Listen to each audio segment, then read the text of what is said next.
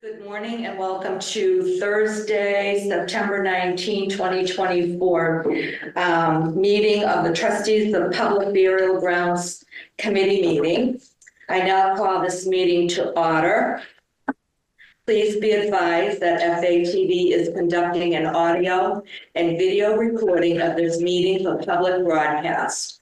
I ask that anyone else in the audience who is recording this meeting to please identify themselves for the record now,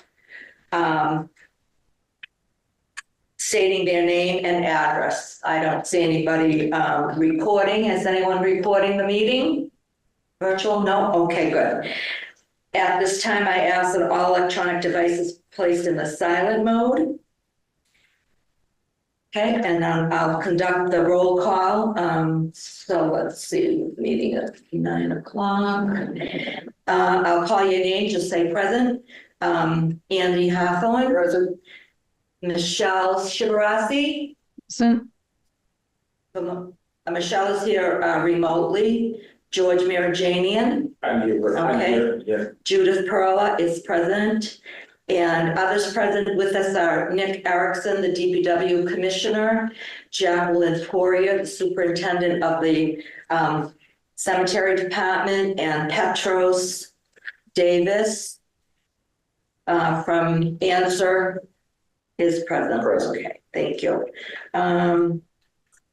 Let's see here. Okay, so anyone in the public forum, I guess that would be you, Tyler and Allison. If you could give me your name and just a brief statement as to why you're here. So it's Tyler, what is Sargent, is it? Yes, Tyler Sargent. Go ahead, Tyler. So we're both here together, and the reason we're here is we're both students at Fitchburg State, and we are creating a short film for our senior advanced film class, and we want to request if we can use one of the burial ground cemeteries in Fitchburg as a location to shoot a scene of our film, and we have a presentation to share with you all. Okay, so it's a short film, and what was the name of it again? I didn't hear all. It's titled Monument. Monuments. Okay, monuments, thank you. I'm a little hard of hearing, so we don't have those earphones in here. Okay, so I probably should let you go ahead and do the presentation now, right? That way you guys don't have to hang around all through the whole meeting. So you and Allison are from Fitchburg State, correct? Okay. Yes. All right. Okay. So why don't you go ahead and present your presentation? Okay. Allie, do you want to share your screen so they can see everything? Can you hear me? Can you hear me all right? Yeah. Oh, it says the host has disabled screen sharing on the Zoom. I'm not sure if that's just for me or Tyler. They just changed this setting. How about now? There we go. It's working. Thank you. All right, awesome. Can you see my screen here? Yep. Am I blocking you? No. No, you're good, George. You're good, George. Okay, awesome. So my name is Allison Thompson. I am the director and I'm one of the writers on this film, along with Tyler and two other Fitchburg State University students. The short film is titled Monument. So sort of like a brief summary of what it's about. This character called the Griever goes and prays for the resurrection of their child who they have lost tragically. And they're sort of given a plant by this like voice that comes to them. They're given a plant and their task is to see that plant as it grows. So in order to do that, they go through 3 trials. And one of the trials is in the cemetery, which I will go through, which is where we would want to film. This is the part of the film that we would want to film at. Hopefully either Bean Hill Cemetery or Laurel Hill Cemetery. Either of those would be fine, or honestly any location that you are okay with allowing us to use would be perfectly okay. We are just so thankful for, you hearing us and having this opportunity. But literally what we would be doing in the cemetery when we're filming this scene, the character walks into the cemetery holding this plant, and they see pieces of like a scattered children's nursery. So like a crib, a rocking chair, and those would be placed in places that we select, but not like over any graves or anything, preferably in like an open space where there are no gravestones, where we can see in the background. We can see the cemetery in the background, but it would not be placed like among gravestones. Um, and we would be completely okay if you were to give us a certain space there that you would prefer for us to place that in. But the griever, our one character, walks into the cemetery to this sort of nursery space. They sit down, they interact with it, and then they get up and they walk, and they're having this whole internal dialogue where like spiritual voices, like spiritual off-screen voices, are speaking to them. But that's just happening as they walk out of the cemetery. So nothing really crazy is happening there. There's no featuring of the graves or anything. And so, so that's basically like this, what would be going on in the scene, but just in terms of like the technical filming information, we only have one actor who would be on the set. And in terms of our crew, at maximum, we would want to have 15 people on the set, but that's a number that we could discuss if you don't want to have that many people in the area at a time, we can absolutely discuss that. But we were hoping to have 15 people at the maximum for our crew. In terms of timeline, this scene that takes place in the cemetery is only 2 pages of our 10-page script, and that would equate to around like 2 to 3 minutes of screen time. So it's not too much. And our planned filming date is Sunday, October 20th, and we preferably want to film in the morning or afternoon whenever there's daylight out. So we just need that full day, which would be probably around like 7 or 8 hours, potentially. And then we also just need to do one pre-light, which would take place during the week before the 20th, and that would only require a few crew members, like the ones who operate the camera and do lighting, so that they can just check out the area and make sure it's good for us to film. And that would only take a couple hours just for them to make sure everything's good. And then if we, for whatever reason, couldn't film on the 20th because of rain, we just have a couple rain dates like November 2nd and 3rd, and only one of them would be needed if we can't film on the 20th. So, and then just our policies for filming. Respect is our number one priority here. Any props that we bring and use will be environmentally friendly and will be removed from set. And we have a designated crew set up to make sure that the location is exactly like it was before we arrived. We know that no names on the graves are allowed to be shown, and we will make sure that none are featured. And we actually have the ability to remove any names and make it look blank if there are gravestones in the shots that we have that we like can't get around. But that's not our goal, is to try to film them directly at all. It's more of like a backdrop kind of deal. And we are also completely open to having a representative or someone that you'd like to be on the set with us to monitor it, and we're happy to feed them.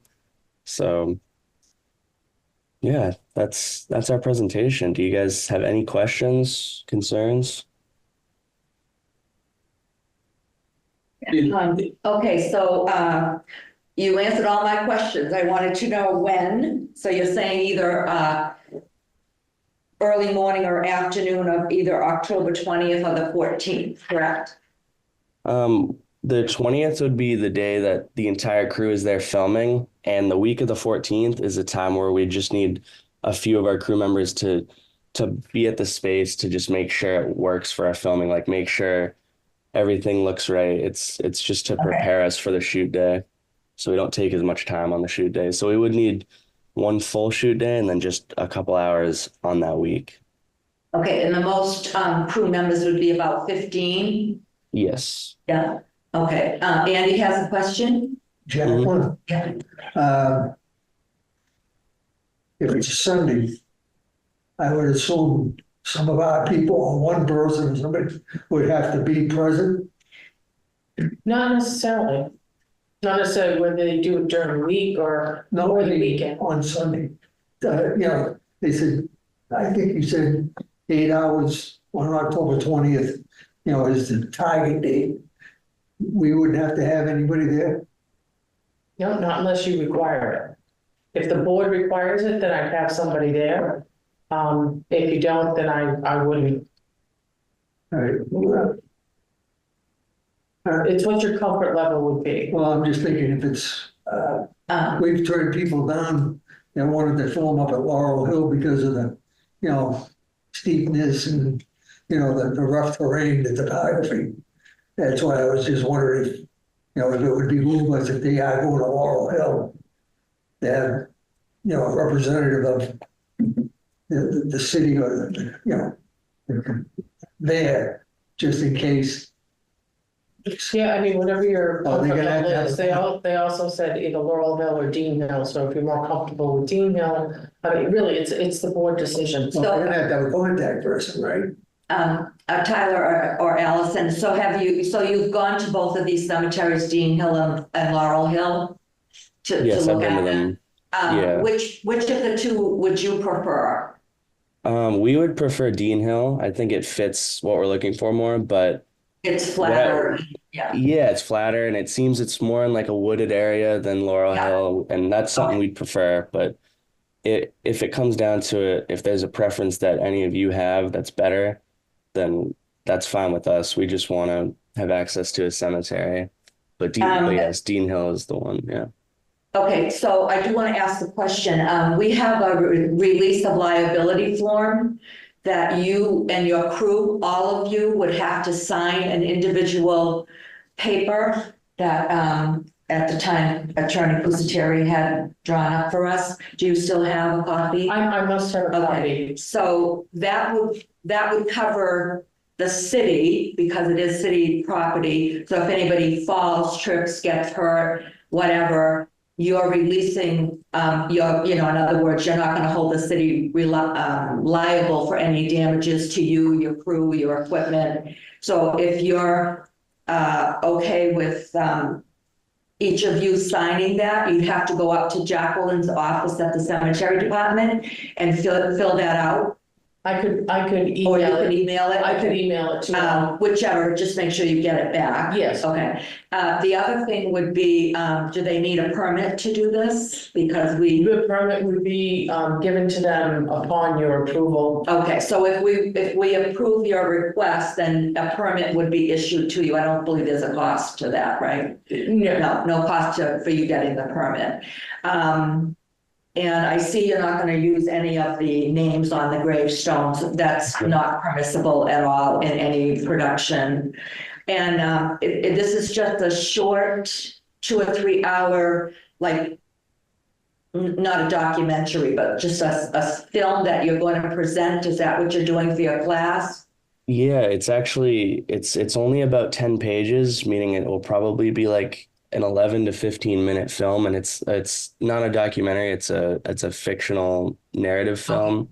Yeah. And yeah, we'll be presenting it to our class, but it may also be presented on like YouTube or film festivals, and it'll be shown publicly. And that's another thing I wanted to mention is we could explain more about what the story is like if you would like to be credited in the film just for allowing us to use your location, or if you wouldn't, because I know some people don't want to go be credited and some people do, depending on like the content of the film. So that's another part of it.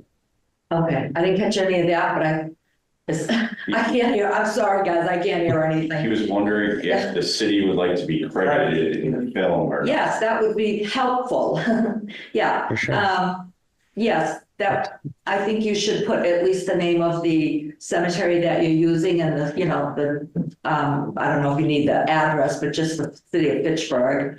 Because Dean Hill is one of our older cemeteries, which we don't bury in anymore. And there's a few Revolutionary War veterans buried up there. So, and because it's so secluded, unfortunately, we have a lot of damage that goes on up there. So in one way, it's nice to shine a light on it, but in the other way, it's not so nice because people that don't know it's there find out it's there and then they go party up there. So it's kind of like a catch-22. But yeah, that would be helpful if you put the, name and credits to the city. Absolutely. Question, Yes. what, you mentioned 7 to 8 hours. What time, you plan on beginning and end? What's your, is it we a can get- straight? Yeah, we can get there as early as possible, and that's kind of shoot days are very dependent on a lot of different factors, and that's kind of just to give us like the safety of we'll get everything we need so we don't have to come back another day. And that also includes like breaks we'll take, but for that whole time we'll be on the set. And we would probably try to get there in the early morning if that's possible, just so that we can use all the daylight as possible because the scene calls for it to be daytime. So as early as you'll let us be there, we'll go and try to get it done as soon as we can. We're not going to try to stay longer than we need to, but we just need to make sure we get everything we need for the scene. So according to our rules, you can be there from sun up to sundown. So as long as it's daylight hours, if you get approval, then that would be your time frame. Perfect. And you're gonna handle notifying the police department that you know what's going on up there? No, I'll do that as part You do of, that? as part of their permit. When you approve it, the police department gets notified that there will be a group there. I just figured Yeah, the name. no, that's a good idea, but yeah, we take care of it on this end. So a permit will be required. Oh, it is required, It's yes. required a permit for Yes. that to do this. Mhm. So I did have another question, it just went right out of my head about that. So let me say this. Are there any more questions for Tyler and Allison? Okay. Well, I just want to confirm, you said it's just one actor, but do you have a crew of no more than 15, up to 15? Is it Is one that actor? correct? One So actor. it's a one person, it says cast is one person maximum, Alright. but they have a 15-person crew. So that must be to stage and for the cameras and all of that. Yeah. So like 16 people or so, right? Yes. So my question would be, would it be permissible to have someone from the cemetery crew to be there when? If you require that. Yeah, I we'll do really that. think that we should have somebody there with them. Okay. Okay, so, where did I write that? Right here, okay. No. Oh, that's what your question was, Andy, right? Yep. Okay, and that's a yes, okay. Well, if anybody doesn't have any objections, we could make a motion, I can make the motion to allow the Fitchburg State University, is it the film crew? Is that how the title you're going under? Sure. Yeah. The film crew, okay. Yeah. To put on the production of their film called Monument, right? Correct. Okay. So I made the motion. I need a second. Second, Okay, Andy, thank you. And I'm gonna do a roll call, so let me go down here. So George, Yes. Michelle, Yes, and Andy. yes, Okay. And I'm a yes, Judy. Okay, so you do have permission. I do want to just reiterate the fact that, I realize that you're going to be up there. Just make sure that you hold true to everything you've said. You keep everything clean, neat, what you bring in, you take out. No extra people there. We will have someone on board from the cemetery crew to help you or to just kind of be there in case you need anything. Let Jacqueline know because you will have to give her the permit and sign those ROLs, the release of liability whoever is going to be on the grounds needs to sign that, okay? Okay. Is there anything I missed, Commissioner? I think that covers it. Okay, gotcha. Tyler, if you could just call me like afternoon, and I'll get email and all that information. We'll coordinate this, okay? Okay, yeah, thank you so much. Thank you. Okay, all right, thank you guys very much, good luck. Oh, and Thank one other you. thing, I was just asking, when you do the film, if there's any way you can send it to Jacqueline so that we could view it maybe later? If that, if you could do that, okay? Yeah, of course. Perfect, thanks so much. Thank you. Okay, you're welcome. Thank you both. Okay, thanks. All right, Have a so good day. before I get to the agenda, I do have an announcement. Whoops. I got it. Just my notes. I have too many notes. So this is just kind of like an announcement. So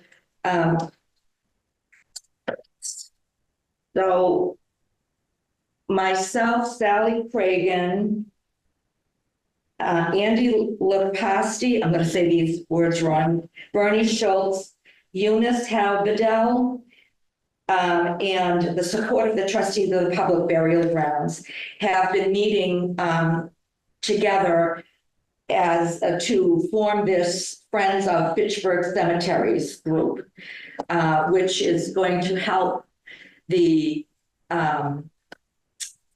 help raise or fundraise or donation raise money for the mausoleum. Sally and I have been working, and I'm going to talk about it later in in the agenda, but I just wanted to put it out there that if anybody wants to join the group, you can email all one word, Friends of Fitchburg Cemeteries @gmail.com. And we will gladly accept you into the group and help us fundraise for the mausoleum. Okay, so thank you for that. So now we'll go to the agenda. And the first item on the agenda is Petros, Yes. you're up.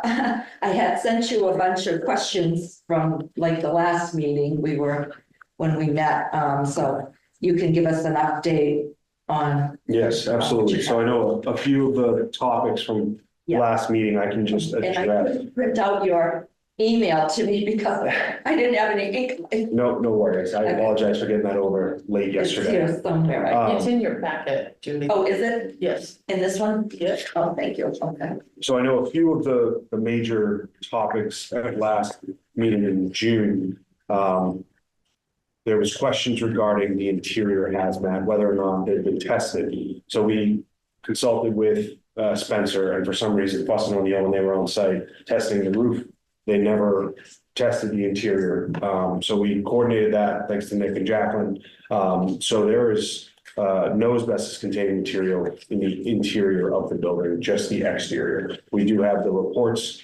So that's good news. I know that another major concern for the group was, just regarding occupying the space and, is it safe? And, I know that we wanted to get some consultation from the structural engineer and Fuss and O'Neill just to confirm that, falling plaster or any of that asbestos containing material potentially falling inside the space with people, still paying their respects to their loved ones. So in speaking with Spencer and the structural engineer, they saw no issues with the building. There's no, need at this time to close it or condemn it. And they did say that in the past, the engineer has had no problem shutting buildings down. But they did not flag the mausoleum after their visit. They're comfortable with the structure itself. And given that there is no interior asbestos containing material, that's also a bit of good news as well. I know another piece, Nick, that you brought up was accessibility and, obviously with us triggering Massachusetts code and requiring accessibility with the doors.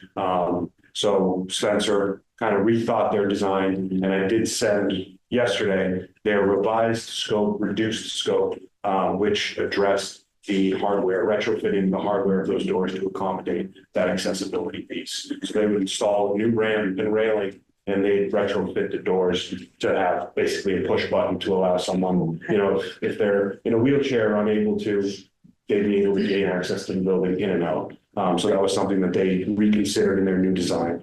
Good news, obviously, at the last meeting, we brought this $3 million project, and that was unachievable at this time. So we kind of put our heads together to figure out a way to get us to a more reasonable budget number. And they've said, all right, well, from the beginning, we knew the roof replacement was going to be the major kind of concern of the building. Whether the existing roof was done and then replaced or patched over the years, it's just led to more issues than not.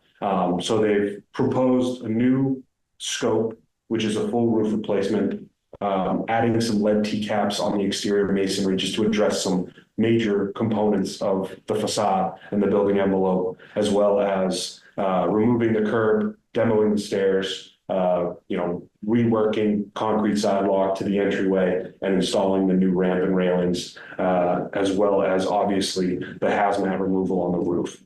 That budget, that proposed scope right now looks to be about $1.1 million, $1.2 million, but we encumbered $175,000 to date, give or take. So if we were going to go to the mayor's office today, knock on her door and ask for the money for the project that we feel is critical scope, it would be an additional $1,047,000, just about.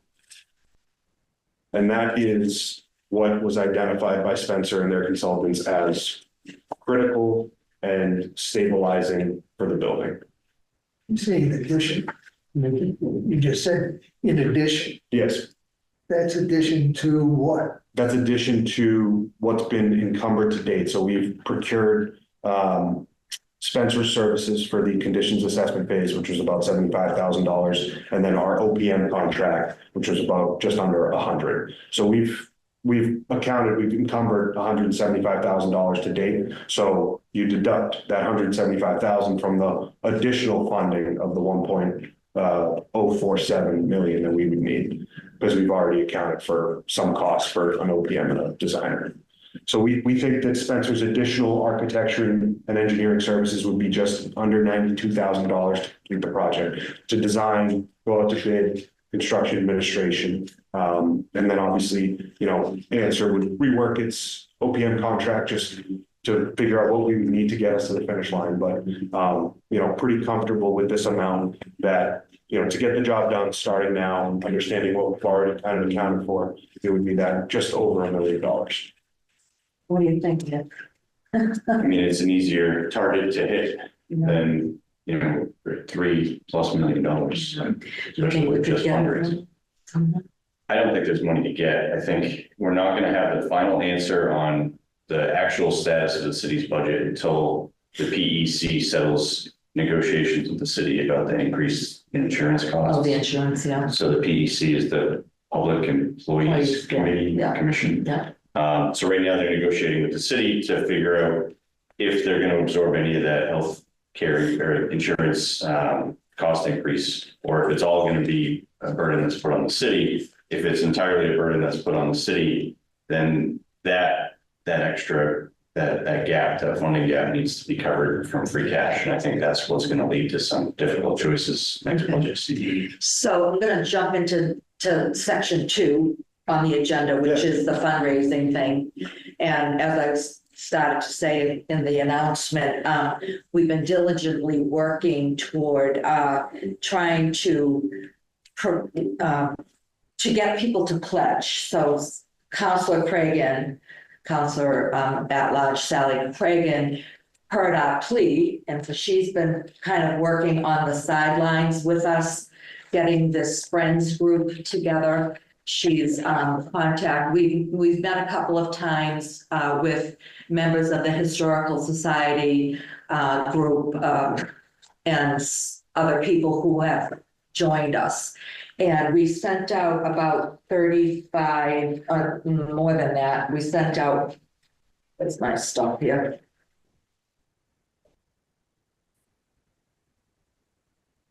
So we sent out she and I mailed out quite a few ask letters, and the ask letter simply says, would you consider a pledge? So you can pledge 2 years at $25 or $50 or $100 or $250 or $500 or whatever you'd like, but at least at $25 for 2 years. We went down to the Community Foundation organization in Fitchburg and we spoke with them. And unfortunately, we didn't realize this, but they won't open an account for the Friends group for under $10,000. Yeah. So that's why this pledge letter has been sent out, and we are still sending it out along with a return, letter that has a pledge. So if I send it to you, you send back the pledge, I pledge, $25 for 2 years. We're not asking for any money right now. We're just trying to get people to pledge. Right.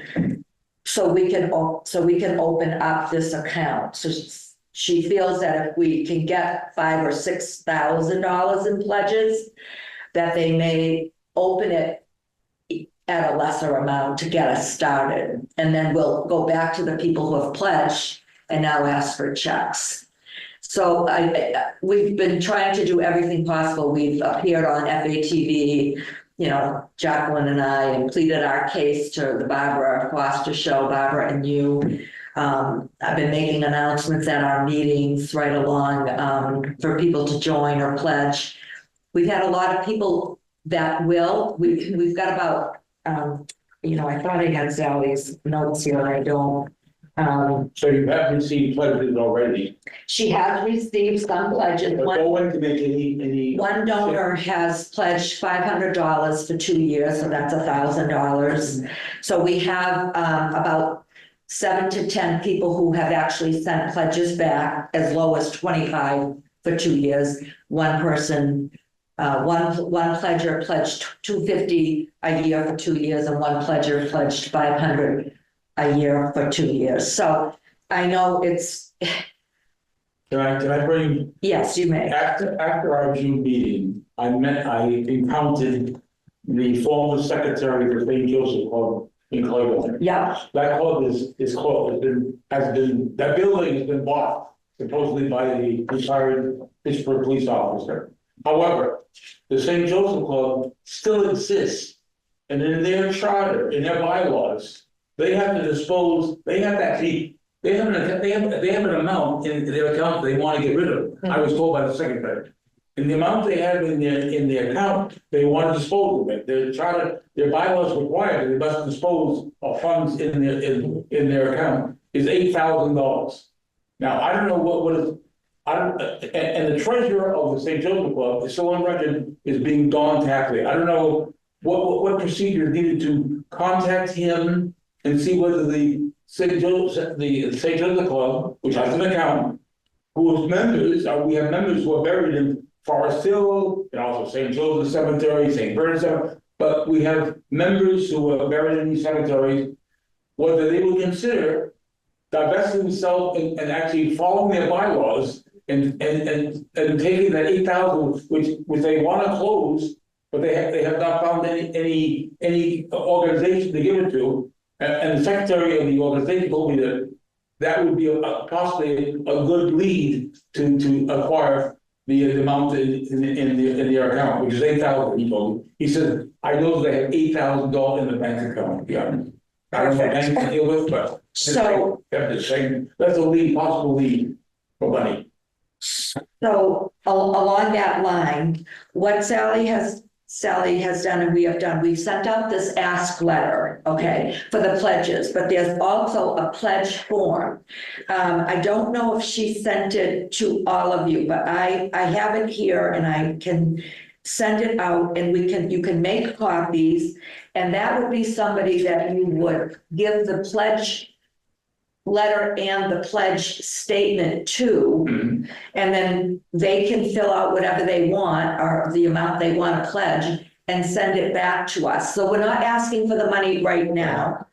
we want to be able to show the community foundation that we have these pledges, then we're going to ask you to pledge. Now I need your money, okay? So send the money and then we'll gather all those things together and then we'll go down and open the account.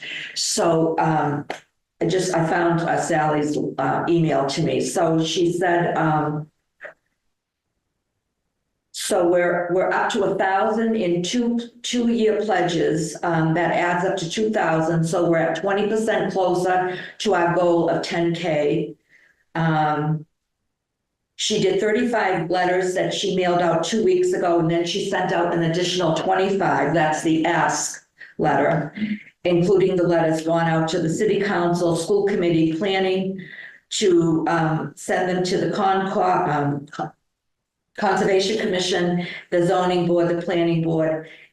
But anyone who you think, so she's also going to try to get them to the financial institutions, the local businesses, the funeral homes, and anybody that you can think of. So this would be a perfect person to contact and give this. And if you prefer, we can mail it to them. If you, I don't know, how does one contact Don? I know his name, Don Tapley. Donald Tapley is the treasurer, but I don't know how you contact him.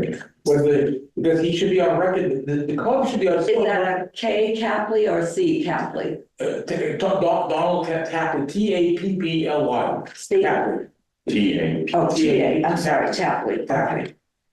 And he's the contact person. Well, he's actually the treasurer. He actually, actually has the account, yeah, with the club. And you feel that they would maybe. They would consider it, but the secretary told me, he was the former secretary, says, the club has to divest itself of these funds. They can't hold on to the them. club is defunct. Yeah. The club is defunct, but they have a bank account. Yeah. And their bylaws state very clearly that when they no longer exist, they must actually divest themselves of the money that they have in their account. Yeah.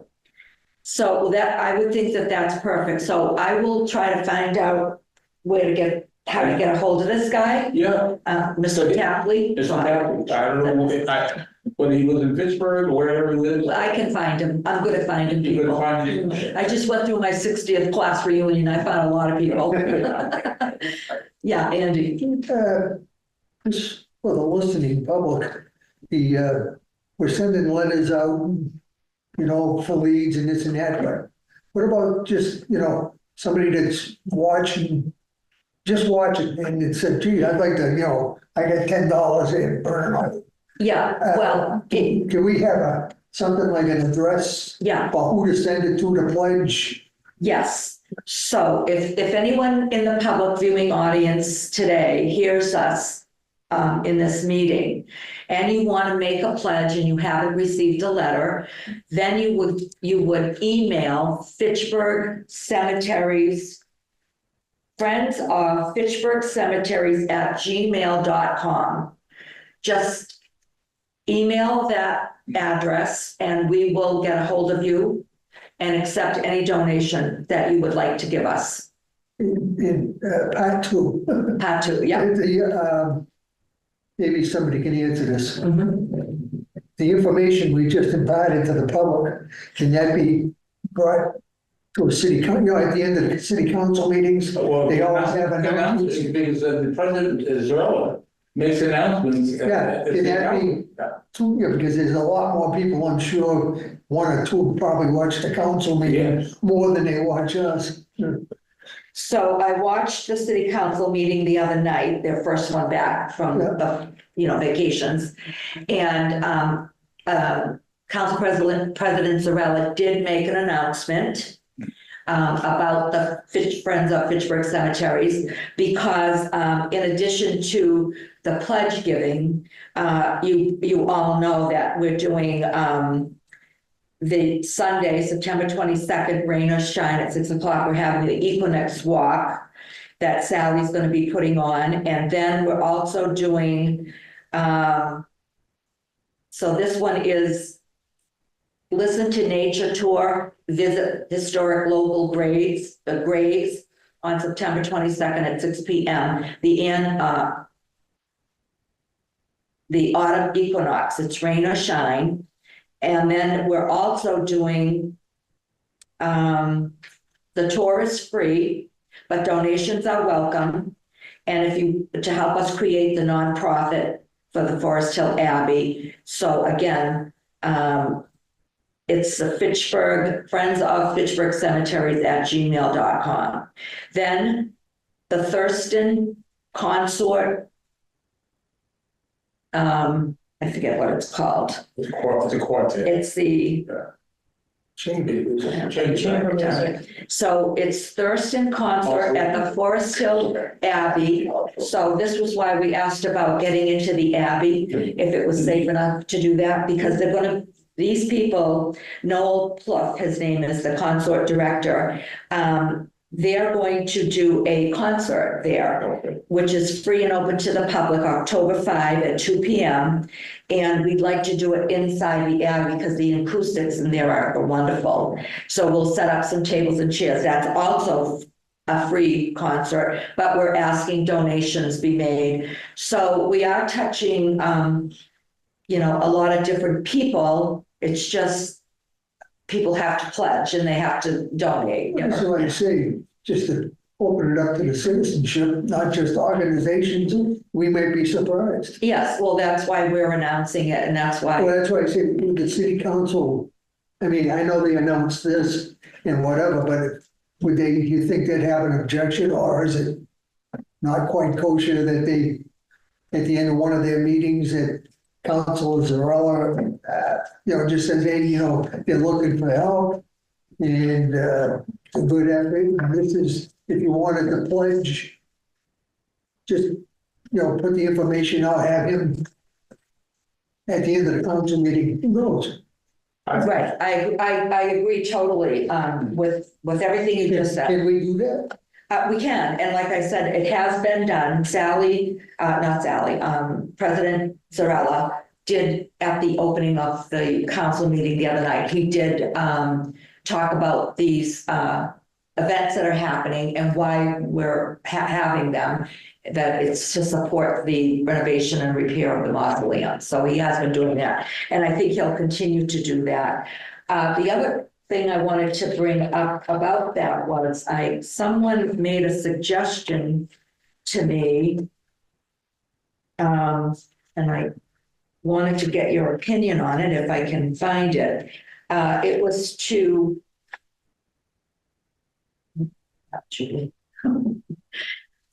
someone made a suggestion that we petition through the ward counselor.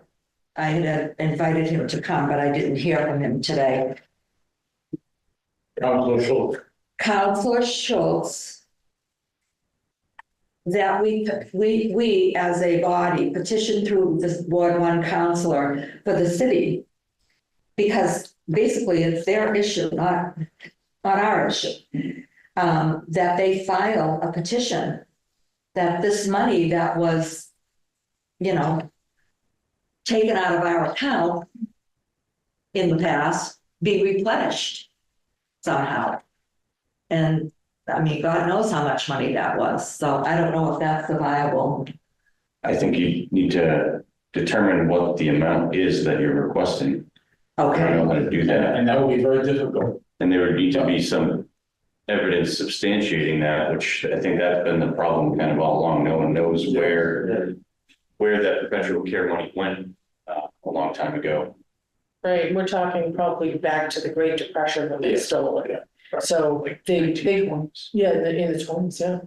Yeah, they tried to retrack I it. know we have tried, yeah. Yeah, they tried to retrack it with a few different treasurers and they just have not been able to prove Yeah. where and when that money was taken. I even, like I said before, I've been to the Historical Society, going through the books, and went all the way back to, like 1918, because I figured before it even got, the plan, it was in the planning stages. Maybe I could find it somewhere in the auditor's report or city council meeting minutes, and I couldn't find it either. Mm. And I went all the way up to 1926, so those books that they have. And I couldn't detect anything, so unless I overlooked something, I don't know, but I couldn't see it. Okay, well, that was a thought. Yeah, I think the other challenge is that petitions are almost always contingent on available funding. Yeah, Like city council can pass a petition to give the cemetery division, $10 million, but if the $10 million isn't there, it's not gonna happen. okay. So Well. we've got to be a little bit realistic about it too. Just a thought. So again, but I wanted to just give you an update on that. And Petros, thank you for the information that you provided. Now, the dollar figure that you gave us. Yes. Yeah. I'm assuming, I'm gonna make the assumption that they would like to get going on this. I think everybody understands the situation. Yeah. Um, So now that we're in this fundraising phase, what's gonna happen? I know we brought these questions up to you before about the contract, about extending the contract. Is Spencer Group even gonna want to extend the contract? I think everybody's still motivated to see this project through, but we understand that the more time that passes, the Yeah. more The cost? issues of public procurement and, obviously speaking with Mary Delaney's office, trying to figure out what, at least a stopgap, putting something in place. I haven't had the chance to connect with her. Okay, so you haven't, I haven't spoken with Mary yet about this, but now I think, obviously we find ourselves in September. I can certainly send her a note and at least just give her an update of what we've been working on, where we find ourselves now, and see what her thoughts are on the situation. The last time I spoke with her was prior to the recess, and essentially we hadn't gone through the exercise of figuring out what the critical scope items were and what the costs associated with that would be. So at the time it was, well, do we think we're going to realistically be able to come up with $3 million? If the answer is yes, then we can talk about extending the contract. If the answer is no, and the project is going to sit on the shelf until $3 million becomes available, then that's maybe not a realistic thing to do, because there's going to be a level of decay in the building that happens. We're going to need a fresh look at the building once we do have that money, and there were some other concerns. So now that we've changed our plan a little bit, we've got the critical scope items. The dollar figure associated with that is a very achievable dollar figure, I think, through fundraising and some other sources in the next year or two. I think we should have another conversation. Yeah, I think it makes sense now. I think that with, I realize the trustees can't do anything, like technically we can't help. But if you have people in your family or someone that you can move to the, as many people as we can possibly get into this friends group who are not, trustees, it's going to help us, because 10 people, 100 people, 50 people, even like you said, even if it's a $10 bill, this amount is a lot more achievable than the figure we were given at the very beginning. So, Question. Yeah. Okay, then, no matter what happens here, obviously, winter's gonna be Yeah. right on top of us Yep. before anything gets done. Yeah. The roof seems to be the main object. Yes. Now, rather than go and call, like Nick just said, deteriorate anymore before it does get inside the building or whatever. Yep. What would it take to just winterize the roof, parts, whatever, just to get us through this winter? And hopefully come spring, well, our problems will be resolved as far as financial. I mean, is that doable task? You guys see this every day. Yeah, so I did ask around about potentially, finding some temporary fixes. And I think, small potato stuff, the downspouts were stolen about a year ago at this time. Replacing downspouts with cheaper alternatives. yeah, we did, Something we did do Which you that. guys did, Yeah, right? yeah. Like, so that's one thing that's gonna improve, at least water getting into the building. There were some areas that they identified where you could see the plaster damage. If we can reseal around those downspouts. Anything that we could handle potentially in-house, if you guys have, a house contractor or roofers that you could maybe bring in, small job like that, Just a bucket of tires. it's just, that's it. Like you could certainly do small stuff just to get us through the next 6 months, like you said, because we're probably not doing anything till at least the springtime. We know that that's kind of what we're looking at. So we do have on-call roofing contracts. I believe there's 2 or 3 on-call roofing contractors that we have in the city. And they've done work for the DPW before. We had them come and do an assessment of the new roofs that get installed at the DPW building. So that is an option we have. I think we would need some help from you to kind of work out a scope of repairs. I can get you some scope for sure. Oh. And I spoke with Spencer a couple of weeks ago and they said, you know, you get a roofer of good quality, you can spend some time with them investigating some termination bars where maybe the membrane wasn't terminated so well. Because it's a ballasted roof, it's tough. But if I got up on a roof with Doug or Lynn and maybe that on-call roofer, we could identify the hot spots and at least buy us some time and get us through the next few months. Obviously, just, you know, don't want to incur more additional costs, but I do think that for the longevity of the building and to secure the existing conditions reporting that we've already done, something like that would make a ton of sense. Yeah. And I can more define what that scope looks like too. Yeah, yeah, that sounds like a great idea. I mean, really, you know, I know we've been patching it right along, but at this point, like to Andy's point, we have to go through another winter and it's the snow that sits in these crevices that when it melts, that's what comes inside, you know, inside to the interior.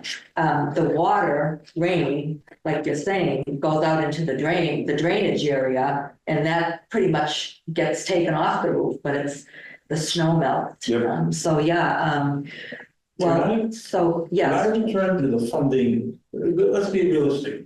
We need the funds to do this.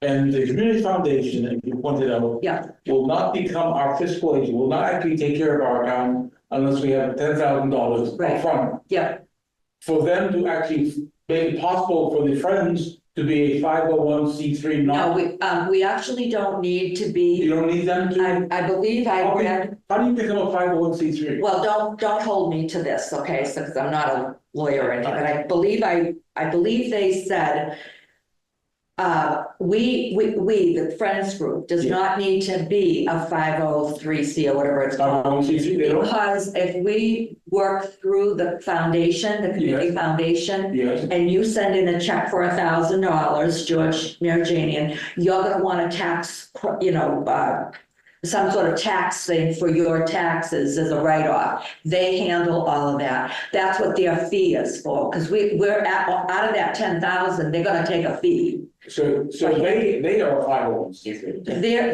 the, So checks be made out to this community foundation. I think, Jacqueline, am I right in saying? No, you're right. They Yeah. handle all the tax filing. Fine. They are that 501c3. Yeah. They handle all the financial aspects and that's what the fee is for. Yeah. So the Friends Group, they don't have to go through all that paperwork. Right, we don't have to apply for the, Right. your tax status and all that.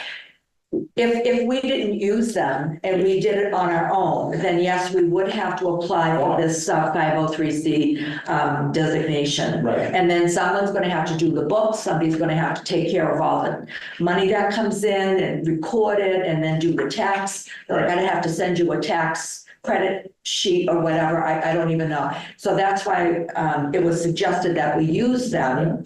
Or even use a bank for that matter, because any bank could do the same thing, but we, because Sally has been dealing with them with other groups that she's involved with. Right. They do everything, and when we spoke with, I'm gonna mess his name up, Mr. Adams, I believe, and 2 of the young women there that do this type of work, they're the ones who told us they handle all that paperwork. So They accept the checks too. okay, so like for the Friends of the Michigan Public Library, the community foundation handles their account. Everything that we open the account, it's in that friend's name. Right. And then people just send their checks into them and they take care of all the paperwork. They do all the tax stuff that they need to do and they hold the money. They hold Okay, so, but they do charge, I think, I'm not sure on the fee, I had it written down somewhere, but there is a small percentage that they take from that 10,000. So that was why, So that money would be earning interest. There's interest earned on the money they receive. yeah, I believe so. So in other words, if the, So they're taking a portion of the interest. I think it's like or- 3% maybe or something, but don't quote me on that. So that was why they said you had to have a starting balance of 10,000. Right. Because if you had a starting balance of 1,000, within a couple of months, their fee would have eaten away, at your $1,000 and you don't have anything. But when you start with a higher figure, their administration costs is off of that, but then you're getting donations, so that keeps building and building and building. Yeah. And No, it's better, being able, having people donate to a 501c3 like community foundation. Right. Where they would get a tax Right. credit. It'd be more realistic to Right. receive donations. So like this Mr. Tapley that you're speaking about at St. Joe's Club, I mean, if he were willing to part with some of that money, Yeah. gee, thank you very much. Well, as explained to me, they're looking for someone to receive it, but they have not, they haven't found any organization to receive this bank account of $8,000 that they have. Could I ask you, who was the gentleman that you spoke with? Could I reach out to him, or could you give me his name later and I can reach out? I'll give you the name. Okay. I have to get up, Okay, give it to me later after the meeting and I'll reach out. I have not seen him like in 25 years. All right, well, that's okay. So then he came to me, I recognized me, but I recognized his face Okay. without the name. The name did not come to me right away, so. Okay, well, I think at least we're on a path. Right. I mean, we had nothing, and now we have a few pledges coming in, and I think as we talk about it and more people know, the other thing is,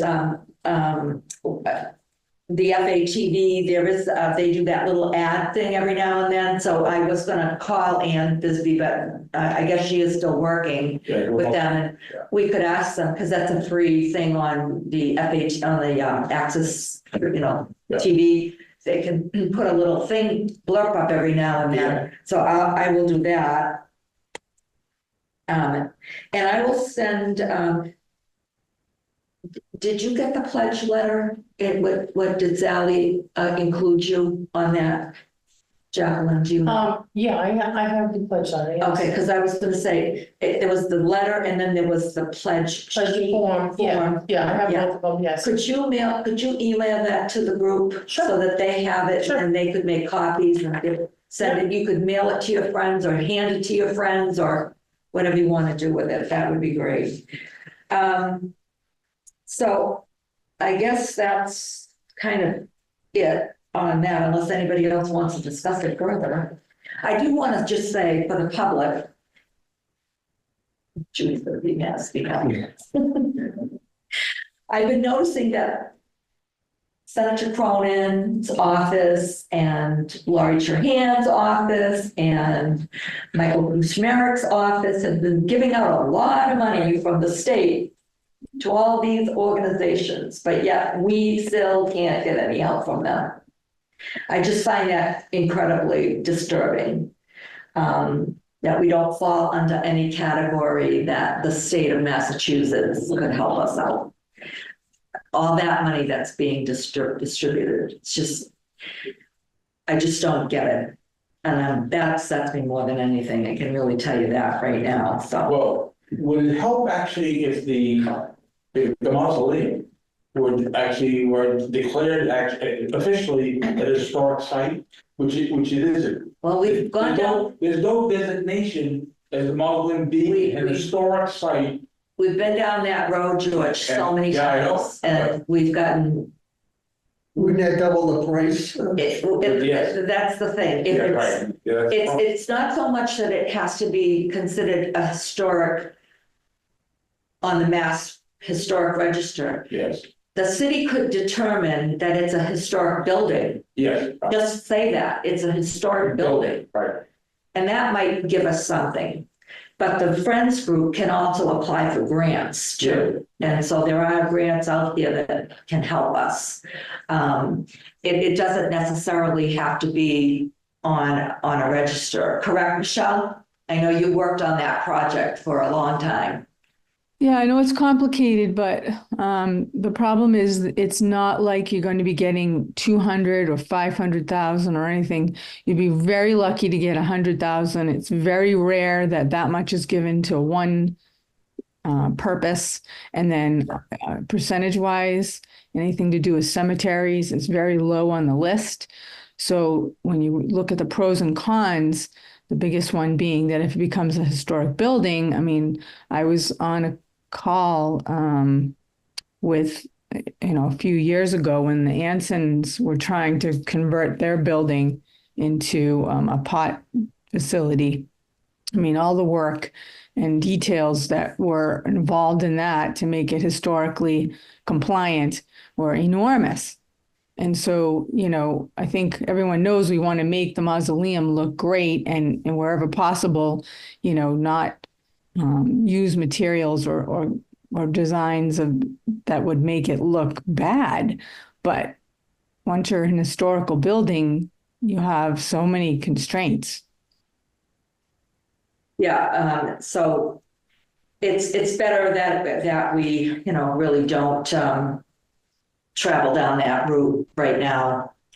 Unless we knew they granted waivers. Well, If they granted waivers on the type of material to use. The other thing that I wanted to mention also, anyone who is willing to pledge a donation or make a donation to the Friends of Fitchburg Cemeteries, that money, if you're writing a check in your memo note, you should put for the Forest Hill Abbey only, so that, that account, well, if it goes to the community foundation, they'll know that. But if you send it to the city, then it gets dumped into the cemetery account. And once it's there, we can't take it out. So the checks, that's why we're not asking for checks at the moment. Right. But Only pledges. You can Only pledge, pledges. but you can't donate. you can pledge, but you will be donating Donate. shortly. Yeah. Okay, thank you, Michelle, for that.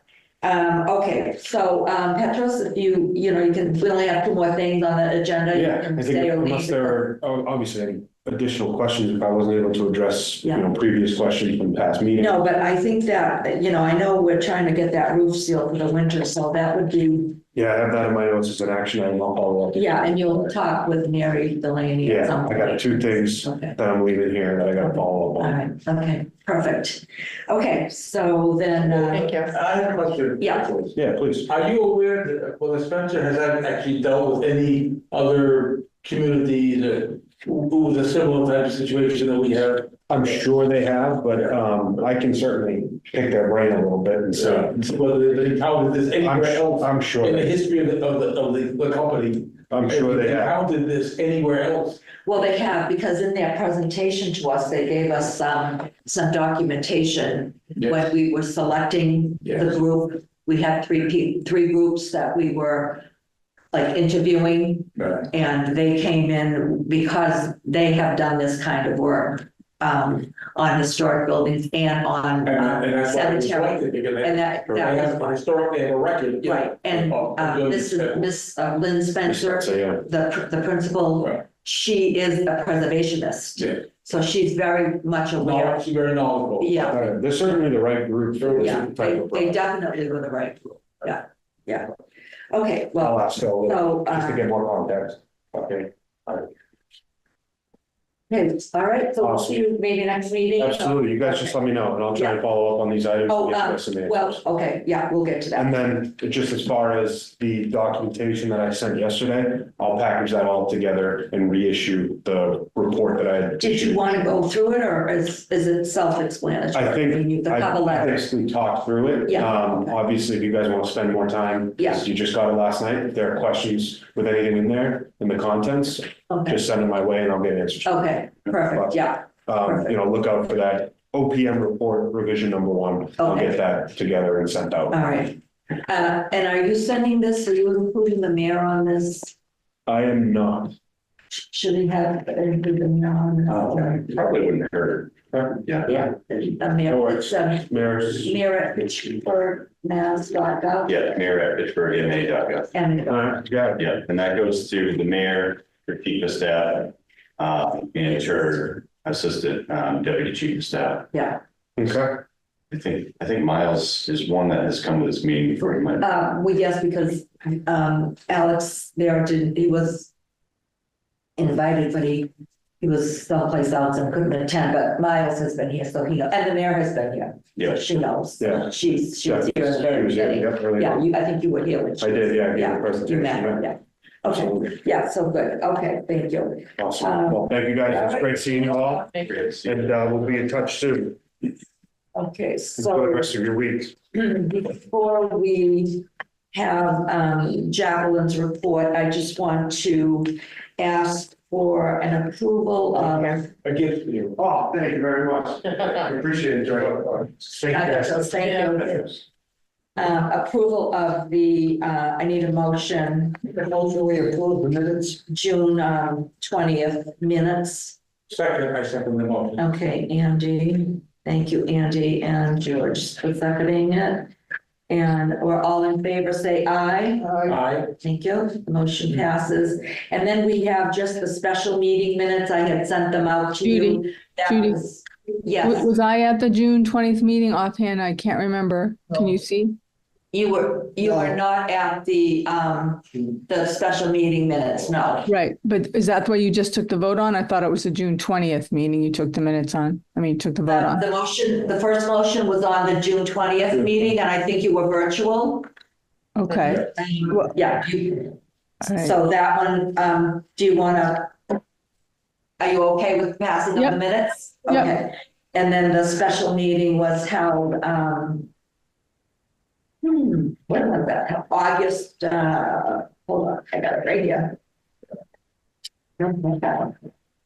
August 26th, we have a special meeting for the, to okay the consort, the Thurston consort. So we need a motion. I move to approve the minutes of the special meeting. Second, Motion, okay, so that's George has made the motion, Andy seconded. And all in favor, say aye. Aye. I'm Okay. abstaining. And yes, Michelle abstained. Thank you, Michelle. Okay, so that passed, thank you. And then the final thing is just, not just, but Jacqueline's report. So that was that. That's that. What did I do with you, Jacqueline? You need a longer. Hold on, I got you. Yeah, okay. All right, Jacqueline, so. So just real quick, a few of the highlights, with the help of the DPW, we've done a fix in section Q to mitigate the water, and there is a few pictures of the drainage in that area and what they have done. Haven't really been able to test to see how effective this was because it has not rained, but we're hoping for the best there.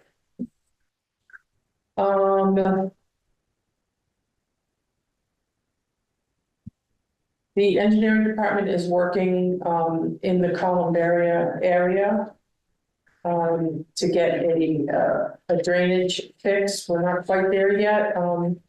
Once we get that, then we'll be working on the paving in that area as well. Had a meeting with Ashby Cemetery Superintendent. They're putting a columbarium in, and we were just asking basic questions about that and kind of what we did in our rules. Like Judy mentioned, the autumn equinox tour is this Sunday, the 22nd, 6 p.m., rain or shine. The United Day of Caring is tomorrow. We have 36 volunteers. They'll be working mainly on veterans, the markers, changing the flags if need be, so they're fresh for Veterans Day. They'll also be lifting up some grave numbers and picking up some trash. In the pictures here, just to highlight, we installed a memorial guard with a bronze marker. So this marker was in cement, and it still kind of got covered over. So the family asked if we could use a memorial guard so it didn't move. So this was our first test at doing it with a bronze marker. So the gentleman cemented on the inside of this and then put the bronze marker in, only because it's a theft property with bronze, so we have to put it in cement. Oh, wow. Yeah, so this worked out very nicely doing that, and we've done a memorial guard with other markers, the cement markers that fit inside the memorial guard that were not veterans markers, whether they were smaller and we put it in cement or the same size and we just had to take a little bit off the sides. So we're using those memorial guards and people are really liking them and they're holding up well. Well, they look good too. Yeah. They really look nice because just speaking from, you know, where my parents are buried and my grandparents and all, and my uncles, when they have their markers down there, they just get buried deeper and deeper and deeper as the grass grows over them. And if, you know, people don't go down and clean them and raise them up a little bit, yeah, they're kind of a mess. Yeah, so these are holding up well and we're finding other ways to utilize them and servicing the family. So it's a win-win there. And on the back page here, I just wanted to make you aware of the graffiti that happened at Laurel Hill. It was like all the way up the wall on the post. And it has been removed.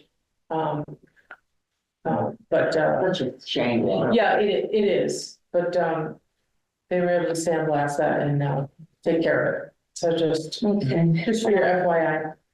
And this cemetery, do you want to go over that first? So I gave you a 4-year look back on our accounts receivable within the department. You know, what we took in on FY24, we had a price increase on January 1st. And that was basically $1,000 on the grave for residents, $100 on the grave for residents and $200 for non-residents on the grave cost. The opening went up $200 and $200 on a full casket burial, $100 on a cremated remain.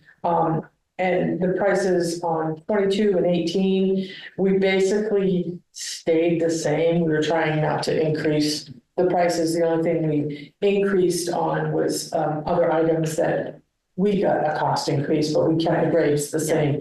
So it really didn't have a major impact except for January of this year with the other price increase. So just so you can take a look at, you know, our revenues over the past 4 years.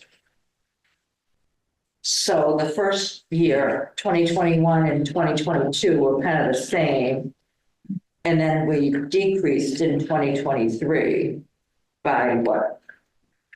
30-something thousand, 30. And then this year from July to June. And so you're saying, is it January of 2024? Is that how? That was our last price increase. That's what I'm reading. Okay, so Yes. from January to June. So if that increased quite a bit, like $50,000. Do you, well, I guess the price increase and then people are passing away, right? Yeah, we've actually, and I'm sorry, I didn't do the full casket burial compared to the cremated remains, which I usually do, but I didn't do that this time around as far as where we are. I think we're still about 50-50. 50-50 Yeah. between cremation and burial. Yeah.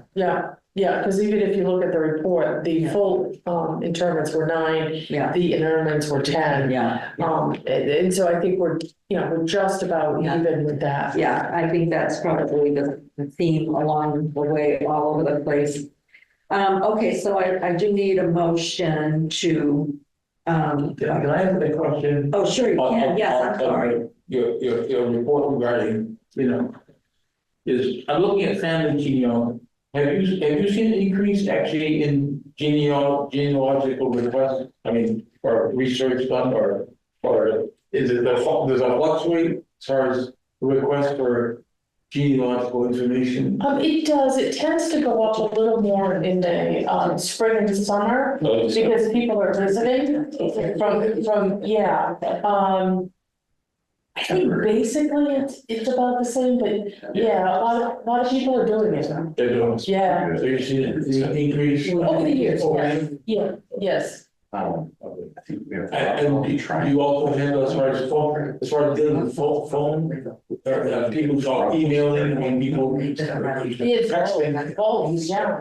Yeah, but you do have people who actually come and visit the gravesite and. Yes, yes. Come to the office and want more information. Yeah, I had a family yesterday, they were looking for the marshals at Laurel Hill, and they were there. So, yeah, See it. it's all the time, yeah. Good, thank you. Okay, you're welcome. So, I'll take a motion to approve the superintendent's report. Make a motion, we accept. All right, Andy, thank you for the motion. I'll second that. Okay, George will second the motion. All in favor, say aye. Michelle? Aye, sorry. Okay, the motion passes.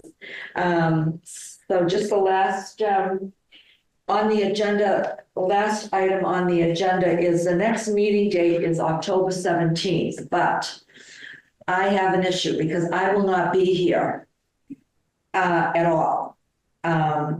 So we can forego the October meeting unless one of you three would like to conduct it, because I won't be here. Michelle or George or you, or we can just wait until November, and then that meeting is November. I don't know, let me say. November. I think it's the 21st, maybe. Yeah, November 21st. So that meeting would be November 21st. Then we don't meet in December. So we really technically would only have a November meeting. So what do you think? Unless you wanted to do a different day and time. Well, that's my problem. So October meeting, what did I say? It was the 17th. I'm away until the 26th. So we could have one the week of the 28th. That Thursday would be the 31st of I think that would be October. good, given that, an update on what we're trying to accomplish with the ad. Okay, the only issue with that is I'll talk with the city clerk to see if this room is not available, then if there is a room available, we might not be in this room. But October 31st, so are you all okay with October 31st right now? Yeah. Okay, so Thursday, October 31st. Usually this room is available. Okay. Just have to coordinate with FATV and whatnot. Okay, so, well, I think, doesn't the city clerk, would she do that for us? I think so. If not, I'll talk to Nate. I'll make sure that we're on the same page. Okay, NFIT. So tentatively speaking, it'll be October, let me write that down right now in my book because I will forget that. Okay, so hold on, let me go back 1 minute because wait a minute, I won't be back when I do that. Well, I have time. Well, yeah, I think I would, right? I have to file the 8/28.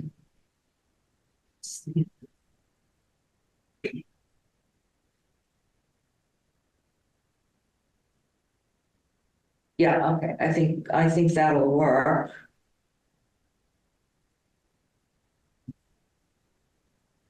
Okay. If it doesn't, I will email everybody and let them know. So October 31st, and then the next meeting would be the 21st of November after that one, and then we'll break for the Christmas holiday. Wait a minute, 21st of November is Yeah. your meeting? The 21st of November would be the November meeting. It's a It's a Thursday. Thursday. Yeah, What is Thanksgiving the following Thursday? 28th. The 28th? It's the Yeah. last- it's the whole Thursday. yeah, I did check that already, yeah. And then it's Thanksgiving, so, okay, so, if anybody has any other business they want to talk about, I'll entertain a motion to adjourn. I move to adjourn this meeting. Okay, George, all in favor or second the motion, Andy? Second. Okay. So we are adjourned at 10:21 a.m. Thank you, everybody.